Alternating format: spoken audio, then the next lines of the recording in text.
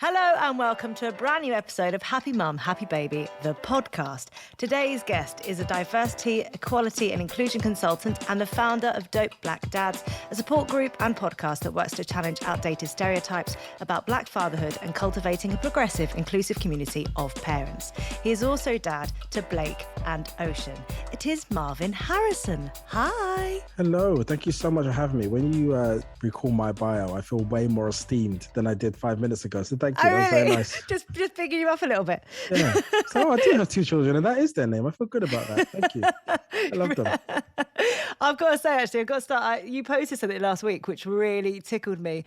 You did that typical thing that parents do in a morning. I'm like, I need to get the breakfast in. We've got nothing for breakfast. So you said to the kids, quick, throw some clothes on. We've got to go to the shop. The outfits that they wore Yes. were brilliant. Talk me through their outfits. So I just want to let you know, first and foremost, contextualize my children. So they have both been raised to dress themselves however they see fit, okay, and empowered to do so without question. And my daughter is a free spirit. She's destined to be a creative director of something. And she went for a fairy outfit with leggings, maybe tracksuit bottoms. It was tracksuit bottoms, a fairy outfit, and trainers. And then my son went for a casual two-piece suit with his pajama tops underneath. And I was really proud of them both. And I felt, you are style icons. Really it was just so good. Like the idea of them going, I'm just going to pop to the shops quickly. What do I wear? A two-piece suit. That's exactly what I need. Yeah. There's always something when your parenting comes back at you in a visual or audio basis. You're like, that's what the consequence of that is. Okay. Yeah. Okay. Fine. Let's go shop. Marvin, let's talk about your childhood. What was family life like?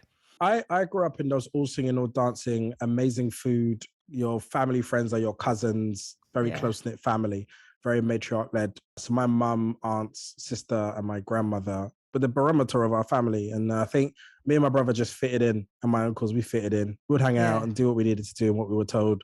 And it was really interesting because I just assumed that's how the world worked until I was probably in my 20s. And I was like, but until then, I was completely in the bosom of amazing women, and they're all from the Jamaican heritage. So there's this really beautiful sound of patois that is my inner voice whenever anything goes wrong, and it's them speaking to me, reminding me of who I am and my values. So yeah, there was four of us as children.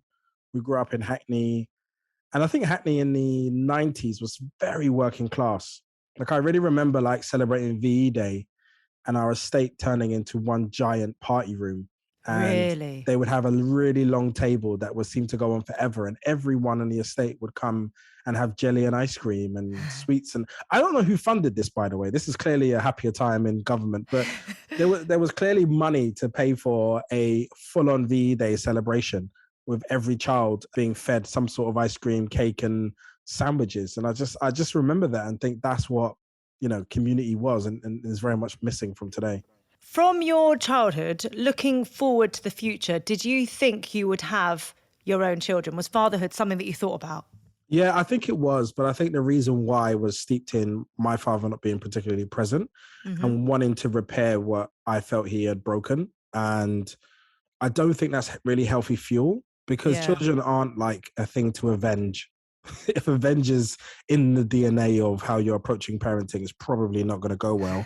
And I think when my wife was pregnant with my son, it definitely changed for me. It was more about him. It was about who he could be. And I also changed my idea of parenting from like, I am your parent to I'm your guardian, which is a different way of looking at it. And the more I met him, the more I understood he was someone already. And I think inherently, I believed children were just like an extension of me. Yeah. And so my job was to sculpt them into the better version of me. But they're not. And anyone that has children will know that their children very clearly and very quickly have their own personality. And you see the consistent thread of their personality as they grow older. And you realize that it's not just, environmental and it's not DNA. It's just they are their own spirit. And it's incredibly beautiful to discover. And I think in that I've learned what love actually is, because I also didn't know that either. But now I know. Yeah. So when you first met Nina, was kids something that you talked about early on? Absolutely. She's somebody who loves children in any capacity. Socially, she wanted them. You know, if she could sit in a room with kids and play, she would do that over talk to adults. And I think there's something really beautiful about and pure. And she taught me about the energy of children, the honesty of children, the integrity of children. Like if you ever go to a child, and this is a kind of bizarre thing that adults do, they try to like scare them or tickle them. It's like you would never do that to an adult. Yeah. And they'll be like, I don't like this. They'll look at you and be like, stop. Adults will just pretend. And I think there's something really beautiful about not pretending. And I think Nina loves that honesty that you don't get with adults. And so in that, I've learned things about that. And we talked about it really early on, like the key things that we wanted to consider when having a family, and things like safeguarding was huge for us. And I think the things that we were willing to let our children see or have access to, or who had access to our children, was one of the paramount things. And I think also was just about things like education, things like how much love and affection we give them, much freedom we give them. You know, I think we probably landed closer to her vision of parenting than mine. And so I'm really grateful for having someone that you could actually have that conversation with, because she taught me a lot even before they arrived. I mean, what I love about you, Nina, from listening to both of your podcasts, you are such great thinkers. Like the conversations that you guys have and open up, you really feel like you're part of something that's well thought through and really thought-provoking. Like every time I listen, I'm just like, it feels like parts of my brain are opening up, and kind of things that I haven't even thought about in terms of my parenting and my kids.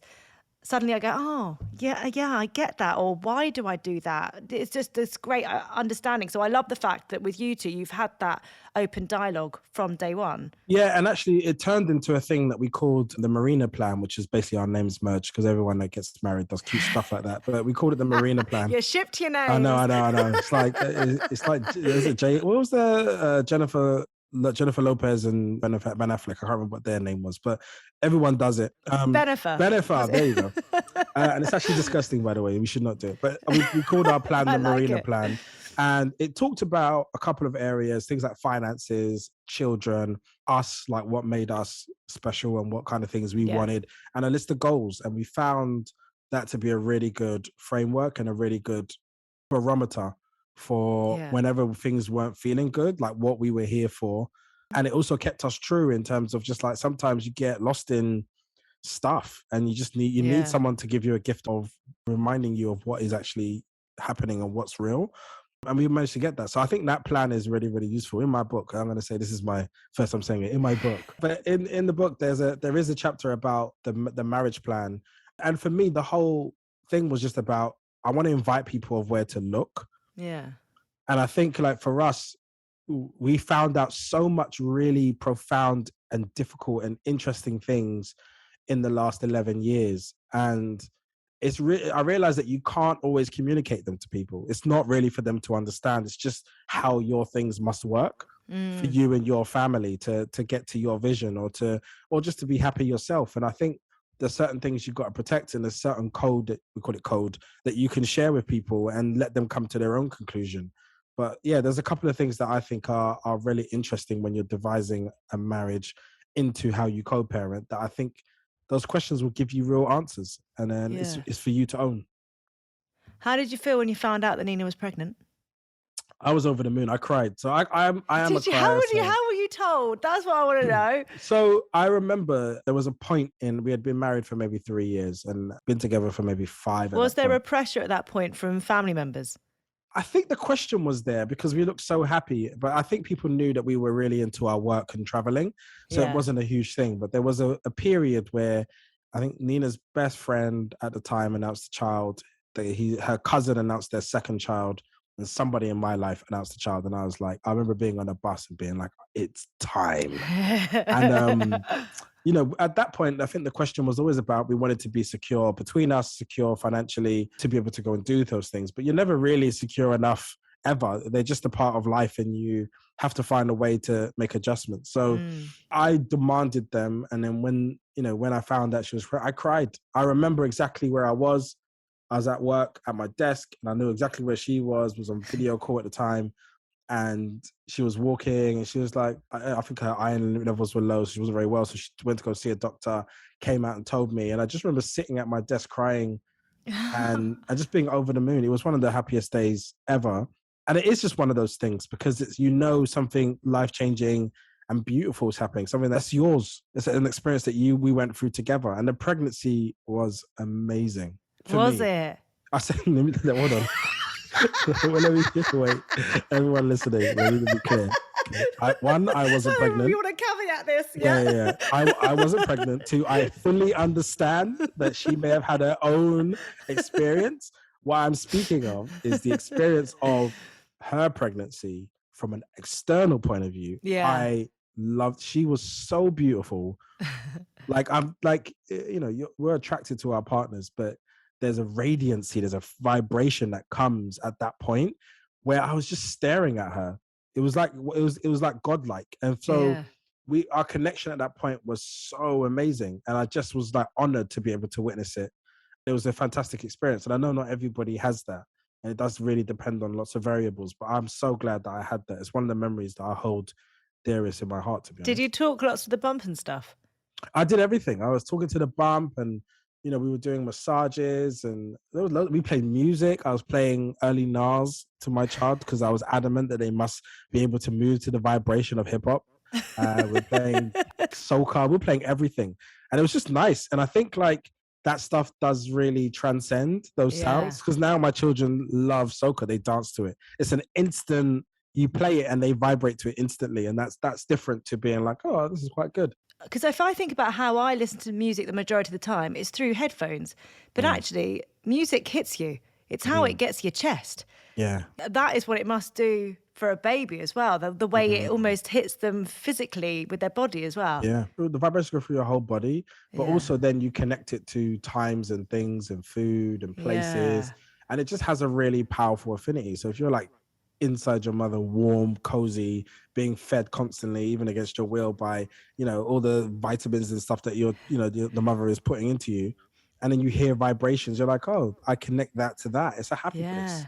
I can remember when my kids, all of them in bounces, whenever they used to bounce in time to whatever music we were playing, I'd be like, yes, we have done well. Yes. All that playing music to bump stuff, it was worth it. My children have rhythm. Fantastic. Hurrah! That's 5% of the mission complete. They got rhythm. There we go. Now we just need to make them good humans. Yes. How did you feel going towards the birth? Did you know that you were having a boy first off? I'm not into surprises. I don't think that's needed. I think life is difficult enough. It's unnecessary. It's like I'm not one of those people. It's like I don't know how the day is going to go tomorrow, but I would like to know the gender of my child. So It's interesting. So like, again, knowing that he was going to be gendered a boy was a massive thing for me, because it allowed me to mentally prepare for the landscape of his possibilities. So I could actually, support him in whatever he wanted to be. And that does include even things about questioning his gender. Like, we never raised our children in a specifically gendered way. Yeah. We allowed them to do it themselves. And this is at a time when we didn't really even understand what that meant. I was just like, I want to love you no matter who you become or whatever you decide. So I had to start with a lot of room for him to grow into. And he's naturally landed as, I would say even now, he's quite a femme boy. He's not particularly overly macho. He loves to rough and tumble, but he's feelings first, and he operates from that place. And so I teach him mainly, or I coach him mainly, in ways of acknowledging your feelings and what that means. And, now we have mindfulness, and we do that. We do 5 minutes at different points during the day. Whenever he's challenged, he does mindfulness, and he now promotes it. He's like, oh, I'm going to go do my mindfulness, Dad. And I'm like, that's great. So it's nice to hear that he's adopted some of those tactics. But, when somebody is emotionally led, they do need ways to disconnect from people, because they feel way more powerful vibrations from people than some others do. And it's important that you teach them how to honor that and protect that. Yeah. Those mindfulness exercises, are they little exercises that you put together, or is there like an app that he goes and listens to? It's just the ones that I put them together. So we started off playing things online on YouTube, just to have mindfulness for kids and finding different sounds. But now I ask him to do it in silence, because I think sometimes feeding narratives to them is not as healthy. I sometimes guide them myself. And so it'll be like a scenery, visualize a garden, and in the garden is a tree, and then over there is a pond and the water's running. And then you put your hands in the water and you wash your face with it, and then you drink some of it. Then there's a tree over there, and then you touch the bark, and then you hug the bark. So just different things that we asked them to do in this landscape. And it basically takes you out of the cycle of how you're thinking and move them into another type of thinking, which is more based in nature. It just depends. We also do Mirror Talk, which is what the children's book is about. So it's a really good segue. But yeah, so Talk to me about the children's book. It's called I Love Me. Yeah. It's really interesting at taking a very adult concept and making it appropriate, not just for my children, but for all children. So I Love Me is basically what we're trying to create.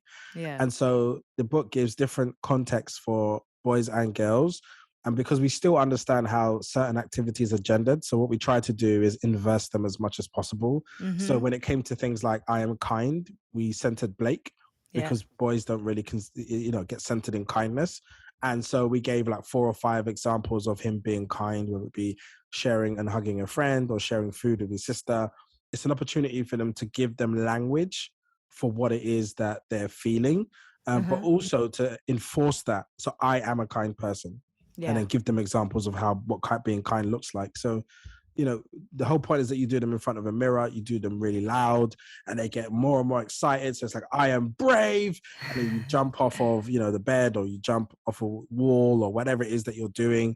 And it just gives them a language to say to empower their actions. Yeah. And what made you want to even write a children's book? Is it just because of the practice that you were doing altogether anyway, and you thought actually lots of people can benefit from this?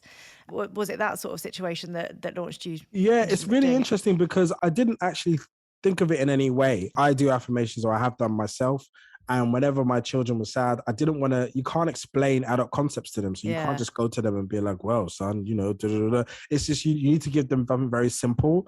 And then I did a BBC News article about post-George Floyd and how do you talk to your children about racism. And so I was getting my daughter to be like, I love my hair. She has Afro hair. It's different to maybe some people in her class. And I wanted her to have affinity to it. So I was like, I love my hair, and I love my mom, and I love my jumping, and I love whatever it was that she was challenged by. And then one of the editors at the publishing house found the article and was like, this is the type of thing we want to be creating books for. And they really helped me develop it. So Macmillan, thank you, because it was not intention to be a book. I wouldn't sit there and be like, I'm a child author and that's my calling. It was just something that was really authentic to me. Yeah. And I'm really glad that I can share it with other parents. And what have your kids' reactions been to seeing them in the book? They don't care. They saw it. This is all from my emotions. They don't care. They saw it and they absolutely loved it, and they thought it was amazing that they were in a book. And maybe when they have one in their hand, it will land them again. But they were like, "Oh, that's so cool," and that's it. Whereas for me, for the last 6 months, I've been like, "Look, your illustrations." They're just like, "Yeah, it's cool, Dad." Anyway, so and they just start telling me about their day. It's so good because it's something that you cannot prepare for. Like, it's that thing. Kids are kids. They're gonna just give you, if they're not in the mood, they're not in the mood. Tom, my husband's a children's author. So when he's got picture books that come in, he's always really excited to kind of test it out. Sometimes we might try it and the kids are all just squabbling and it's not going to work. And, or other times, like last night, he's writing at the moment and he read the eldest, the first 2 chapters of the new book, which has been sort of struggling with.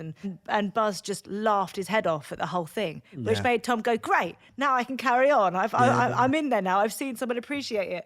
I think it will filter in, and I think he'll be surprised that, I think it's like anything with kids. You can't lead them. They have to find their own way. No, I mean, what will happen is that I'll probably go to their school and read the book to their classes. There we go, yeah. And then when everybody else is really enrolled by it, then they will care.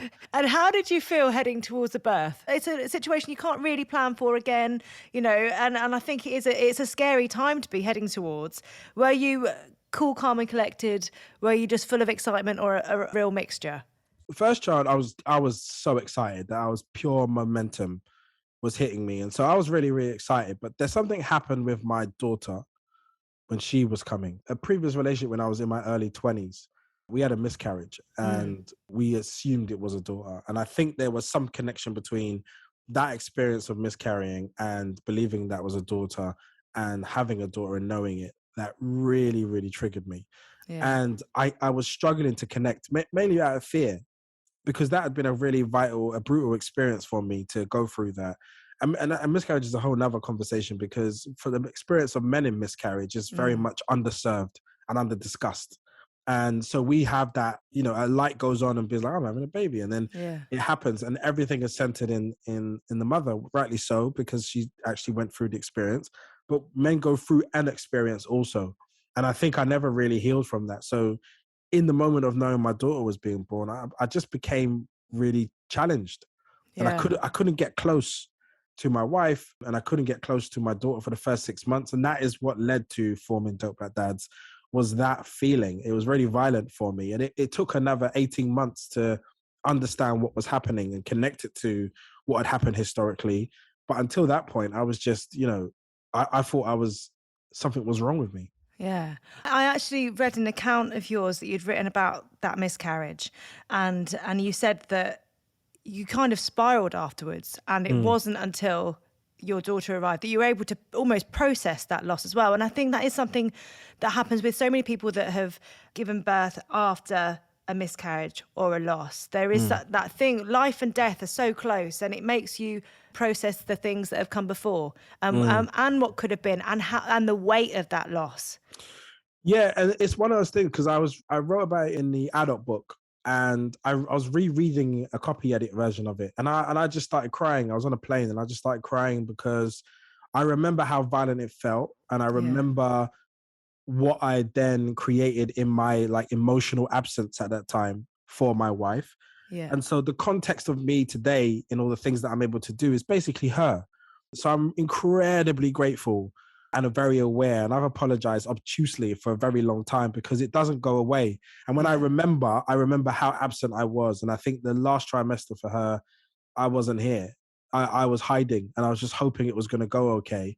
But was there just this fear of what had come before and having that love and losing it?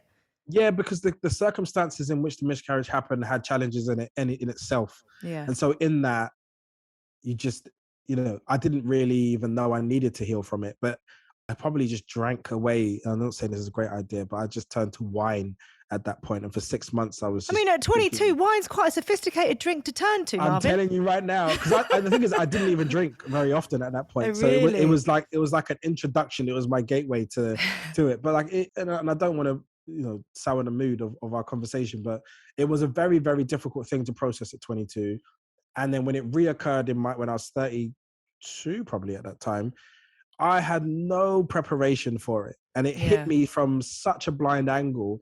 And I'm a very present person now. I meditate and I do all these things, but there's certain blind spots that you have as a man and as a person that you can't put logic to. Mm-hmm. And so only after the fact did I realize, and I was really listening to how absent I was and what the impact was, that I just had to dial back from, a lot of things and go back to work, really. So for the last 12 to 18 months, I've had to go and answer tough questions, like, because it can't be something that goes into my future. So, Nina is an incredibly important person in my life, as in my development. And it's one of those things that it's more than just being my wife. It's more than just being a mother of my children. So I hold her in a lot of reverence. And so, I always say I'm always grateful for it. She's very much the context for what I've been able to create for others at this point.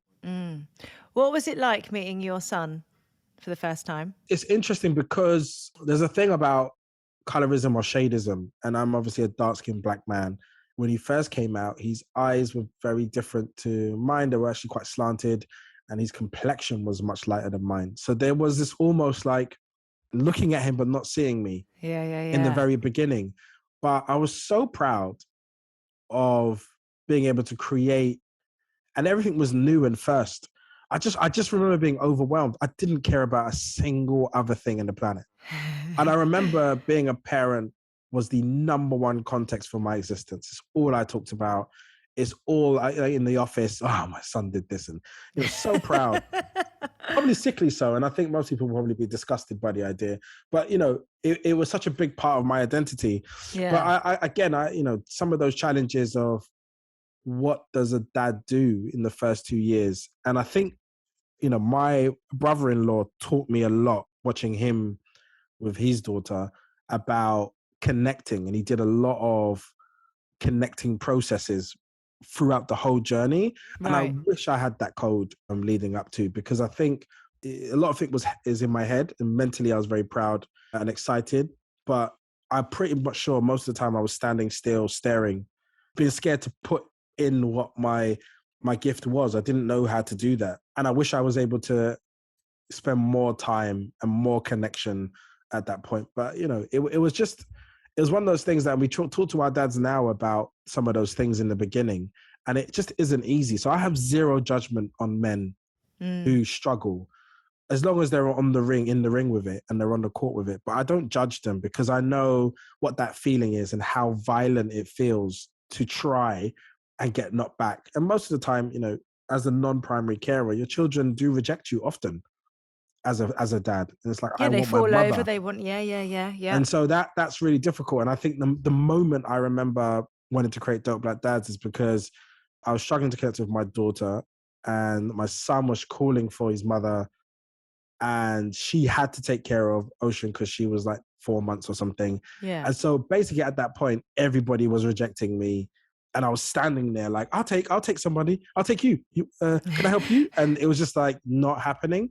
Yeah. And I remember just sitting there and feeling low. And I was just like, why am I here? And I suppose at that point, you create the environment for that love, or you create the environment, you help create the conditions of the container that everyone's in. But I think you just want affinity to the people that you love more than anybody else. And it doesn't necessarily come in a way you will understand. So it takes a lot of resolution to be the non-primary carer, or the I think there's the maternal connection of not the non-birthing partner, because it may happen in same-sex relationships also. The non-birthing partner, there's just a slight disconnect, and it requires something. And it's a very difficult thing to navigate. And we haven't had the conversation without judgment yet. And we try to have it in our spaces. When you're in it and you're feeling it and you're feeling pulled in every direction, I imagine it can be actually quite difficult to kind of open up and kind of go, tell me how you're feeling. Because I can remember when Buzz was a week old, neither of us had been sleeping. It was like, I liken the first 2 weeks of having Buzz to hell, because it was just so relentless and just everything was so raw. And I can remember Tom completely breaking down and saying how disconnected he felt to the whole thing. I was up in the night, I was feeding, we'd have the nice little moments at 4 o'clock in the morning where he'd bring me biscuits and we'd watch Countdown. But, there was, life had shifted so massively. And I think actually now we could probably do with more moments of sitting down and kind of going, we're at this stage now, our kids are 7, 5 and 3. How do we feel? How are we doing?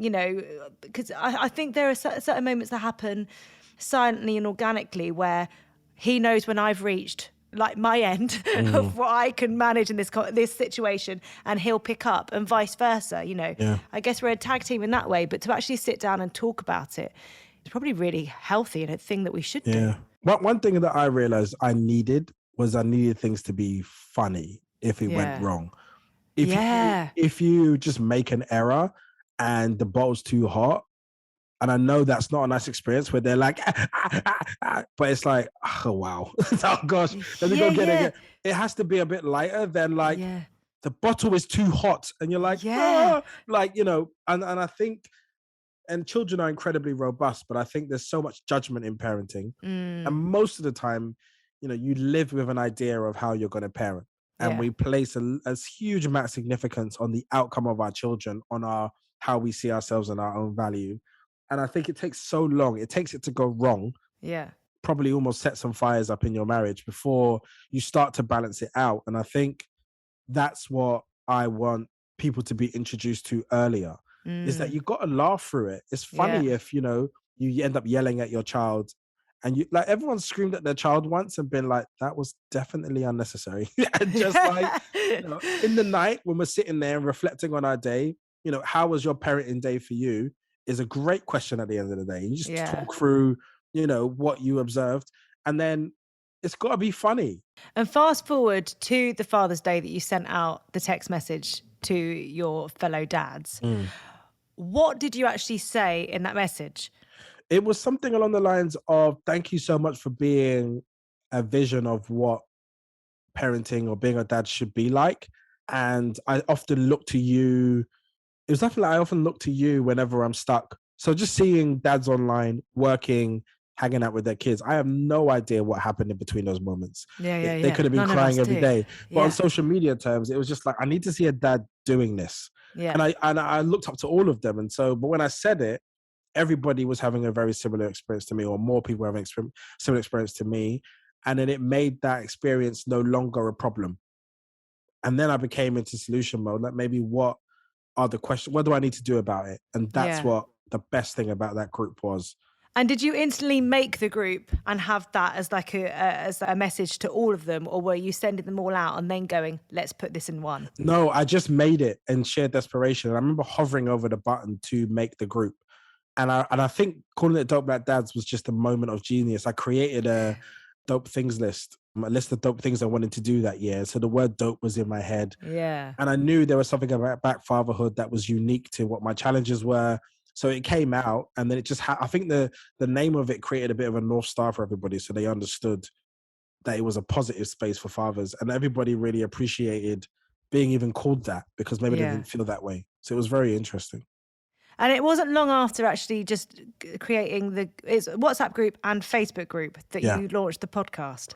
Yes. So we launched in June, the Facebook group, and that's WhatsApp group. And by the way, we had no intentions of making it anything other than those 23 people. Yeah. But the conversations that the men were having were so powerful. I was like, I want to explain what we're discovering in real time, but unfiltered. And I want to be able to speak without being stopped. I absolutely love listening to it. I honestly don't know. It's my fault as well. Considering what I do, it's quite strange, I guess. But well, actually, no, because one of the things that me and Tom always say is that we don't get to see our friends enough because of working. And then when the kids are there, the conversations that you have are so broken. So it is absolutely amazing to listen to a group of dads sat around, not even sometimes talking about parenthood, talking about humanity. And, you know, you did a whole podcast on Me Too and, you know, all these different conversations that like mental health. And, you know, I think it's so rich. Yeah, I have just absolutely loved listening to it. Thank you so much for saying that. You know, I think it's a very different thing having a mic in front of you, having that space to kind of just sit and chat, sit and be. When the thoughts come, you discuss them, you know. And I think even me and Tom have done an episode of this podcast and we talked about things that we have never talked about before together, you know, because we haven't given it that space to digest it in that way. And I wonder if your relationships with your mates has deepened in some way. It definitely has. And I think it's one of those interesting things, because I don't think I'm this person all the time. Yeah. And so in terms of boundaries of just telling people's story, you have to really understand what you're saying and who you're saying it to. And I forget all the time that I'm actually on a platform and I'm just having a chat. So I haven't curated my answers for you. I'm just speaking to what I remember. So the gift is you do get a deep affinity to the people you're speaking to, because I'm a very curious person and I've done lots of therapy and frameworks of coaching and education. So some of that comes out in our podcast, but also sometimes you just say the thing that just needs to be said. Like when I talk about centering men in parenting, it immediately in isolation sounds like you're erasing the journey of motherhood. And I don't know if you can center the two in the same way at the same time. It's like, it's an and, it's not an or. And so when we talk about sometimes our experience, I've had people come up to be like, oh, we heard one episode and, you know, we felt this. And I'm like, listen, if men feel excluded from parenting by mothers, it's not to diminish mothers. It just means that we've had a completely different experience. And we know that there's been generations of pressure on women to be amazing mothers. It's like steeped into every level of society that this is your purpose. And when you've done this, you are now complete. It's like the Thanos rings of your life are complete now that you're a mother. And you know, we've now discovered that many women don't agree, you know, and having children isn't for everybody. That's like a new powerful conversation that we're having, but many women have known this their whole lives and felt forced. So I don't want to center women in our solution. Our discussion is discovery. When we discovered the and is, so how does this apply? to our families? How does this apply to mothers? How does this apply to our children, our grandparents? And then you filter that way. But you've got to be able to say incorrect things Yeah. in the instance, Yep. in the search of the actual truth and discovery of what it is that you're searching for. And I think we'll get better unions as a result rather than worse. Yeah, I completely agree. And you've now turned the podcast into a book. Yes. Or not, there's a new book, Dope Black There is a Dads, book. which is out in June. It is in June. 2 books in And 2 months, which is I a mean- terrible idea. I've been there. What is it about the book? Is it looking further into different topics? I know you've brought a lot of people together in putting the book together. Yeah, for me, the book is an invitation of where to look. And I think if you've not had children, this is like a list of places to look, where to ask questions in pursuit of that idea, marriage and children. And I think if you've already got children, it's an invitation to look where maybe it may not be working. What I'm very clear on, it's not a book with a list of answers of go do this and you will be amazing. But you know your own sensibilities, you know your own moral framework, your own values. And so, for example, when we talk about relationships, the idea of consciously creating a blended family from the start, as in our mission is that a man and a woman meet knowing they want to have children, but we do not want to cohabit. So what happens if you consciously said that from the beginning, rather than creating a violent environment for your children and then separating in anger versus I know who I am and yes, I want children. But I want to stay in my own house, in my own space. So we're going to build a family that's not in the same place, but we're going to build a way of being together, almost like a separated family intentionally from the beginning. Or, what happens when you dissolve a family and someone gets a new partner? How do you actually create that from the beginning? What happens when it's not a man and a woman and it's 2 women? So we wanted to have that conversation. And I always, all I want is you to do whatever it is you're choosing to do it powerfully. Like really do it. Don't make it a consequence of inaction or make it a consequence of anger or hate. Just say that this is how we're going to be. The other thing is like, what would happen if single mothers started living together and creating an environment where we're actually going to live together and raise our children together, and we have our own space, but we share the cost of and the burden of living together and food and, the labor of chores. So I'm not alone. Yeah. But I also don't want a man around.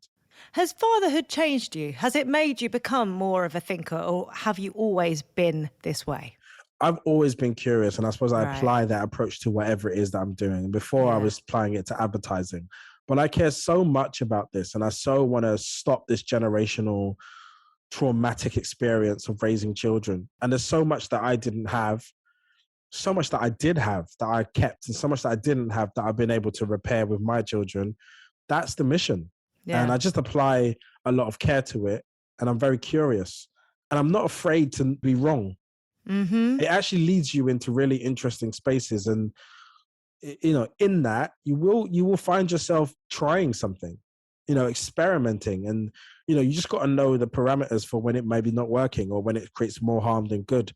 And I think you just have to, because I don't think this type of way of living is working for the majority of people. And I don't want to make them wrong or bad for it not working for them in the picture book way of parenting and family. I want to be able to powerfully say, all right, your husband has left you or your wife has left you. This is the options. This is the conversations you can have about what their commitment needs to be. It's a really powerful and important conversation to have. Are you the type of dad that you thought you would be, Marvin? No. I thought fatherhood was easy. I thought it was me just as I was, being loved just for who I am. And it's not. It's they're their own people. And I just thought that they would kneel into my way of being and my perspective. And they don't. They reject it sometimes. They don't want to do things. And so, sometimes I'm coaching my son and he's like, I don't want to be coached. Just give me a hug or leave me alone. Like you can see it in his face. They're like, don't tell me Instagram quotables right now, Dad. I don't want your power speech. I don't want to go to bed now. And I thought I would just be this person and my kids would love me for it. But really, there's sometimes you just got to be the bad person. You got to be someone that they don't enjoy to create the boundaries that they need to be better people. So I feel good about it now, but there was probably more periods where I didn't feel good. And this is the first time I'm enjoying it. For real, I'm really enjoying it. Do you think that's because they're a little bit older? So that, I think when it comes to, if we're talking about the early days where they probably need their mum a bit more in terms of feeding and things like that, do you think it's because it kind of opens up? And I feel like when they get to a certain age, it is more of an equal playing field, if you like. Absolutely. And like, this is where my gift kicks in. So coaching and, coming up with ideas about, how they should go about things. That's my strong point. Teaching him football. So I give him a task every day. You sit there, left foot, right foot, you hit these 3 spots on the wall. And because he can take those instructions now the best of my gift is coming out. Before, I was supervising. I was I was holding space mainly and largely to share the load with my wife. And that felt like the majority of what the mission was. Now I feel like my gift is being imported into my children as I would experience it. And it's fun for me. Yeah. And it's different.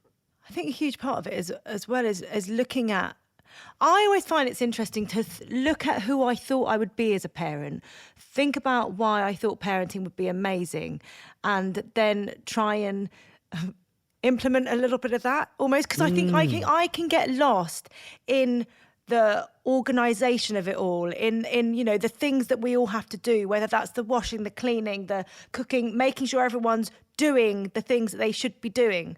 But actually thinking about those, the silly things, the fun things, the things that like just being together, that's none of that other external noise. For me, that is where I remember and then get closer to that feeling of contentment within parenthood. There does seem to be a common thread where mothers focus on the day-to-day. And I think like the day-to-day care of our children, men do need to pick up more load. They just have to. And it is a burden because it's now being referred to as the mother load. Yeah. All of that organizational the stuff that kind of weighs you down. And it is so important, I think, to share it as when you can, and to just be aware of what everyone does within the house. Yeah. I do invite mothers to allow things to collapse. It will drive you, it's annoying to watch. If you could write a letter on fatherhood, who would it be to and what would you say? It would 100% be to Nina, and it would just be a real celebration of teaching me love for her and knowing that it's real and it's possible, because it doesn't always happen for people. Love for myself, because when you start loving other people, you realize there's some things you got to take care of on your own. Yeah. Like experiencing fatherhood in a real joyous way. Like I've really got to live parenting in a way with real support. I'm sitting there depressed in the corner, crying about how hard it is. She's just carrying, but that's what I'm saying. The context for me and Dope Black Dads is her.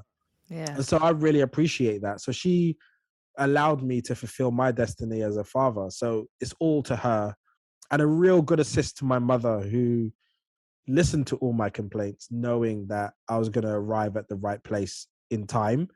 And I understand now more of what she had to experience as a single mother, because I look at, if I took away what my presence is in our family, what a big gap that would leave. And the fact that she filled it for me, I had no awareness that fathers were important.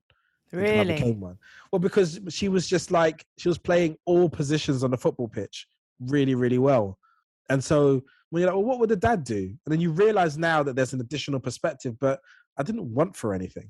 Yeah. So I was really, really lucky, and I know how lucky I am. And I know not everybody has those structures. So, this is why our book has like multiple versions of how to look at things, because I'm very aware that not everybody has an amazing co-parent. Not everybody has someone to live life with, which they can do together. And they both are passionate about pulling their weight. And so I want to normalize what really happens in families, not the pretty picture. It's that whole thing, isn't it? I think for years we've been saying, especially with things like parenting or COVID or whatever, we're all in the same storm. Sometimes it takes things to go wrong. And I want people just to not get lost in, it will be very, very painful when it hurts and when it goes wrong. But when you come back to the table where it's like the model type of family isn't working, and in that moment, there's some real beauty. And I just want people to be present to the beauty of actually discovering how you can fix and solve the long-term problem of how your family is working. And actually the possibilities are endless, and really design it in who you actually are and what makes you happy. And your children will be okay when they have two active, present, loving people in their lives where possible. And if it's one, it's one. You know, there's so much that you can achieve with just on your own, but you've just got to redesign it. What can you actually do? And the second that you're happy, your children will see a certain light in you, and it would just inspire them to do so much more anyway. Yeah. So we end in the podcast with you finishing 3 sentences. Ooh. The first one is, being a dad means? For me, it means a chance to show what's possible for men in parenting. It's a chance to repair and change like the trajectory of a child's life. Mm-hmm. And it's a chance for me to experience the purest joy. I'm the happiest I've ever been because I'm active in my children's life. And anything that looks like I can't access them in the way that I currently do must go. You know, I was working a lot and it had to go because I just needed to be able to be there. And I refuse. I won't do anything else. So for me, it means everything. In addition to my purpose, it means everything.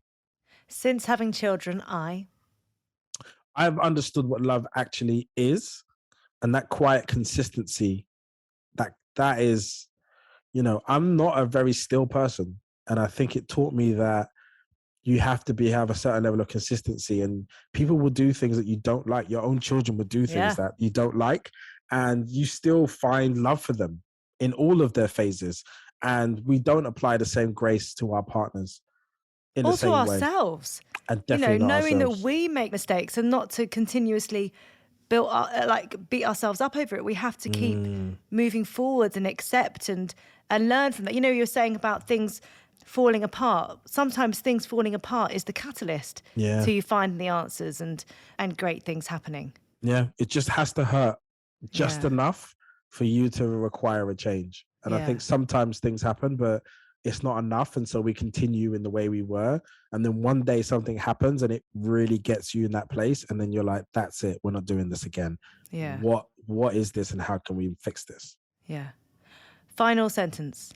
I'm happy when I'm usually being jumped upon by my children, being talked at by my children about their day.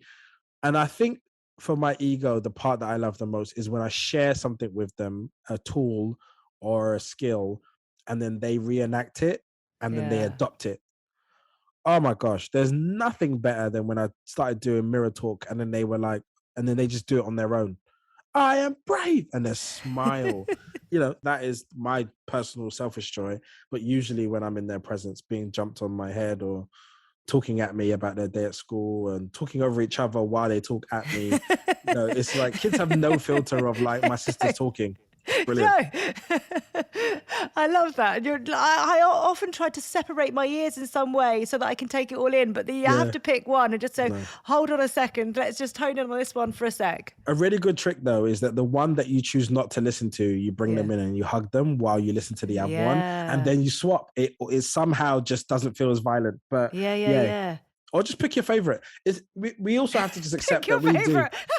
We have favorites. And everyone's got a child where they look at them and they're like, you're me, you're my person. And I love you all equally, sure, you know, hypothetically, but you're my favorite and I'm going to make sure you make it. Marvin,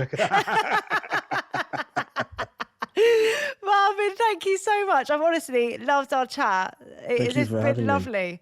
Yeah, thank brilliant. you.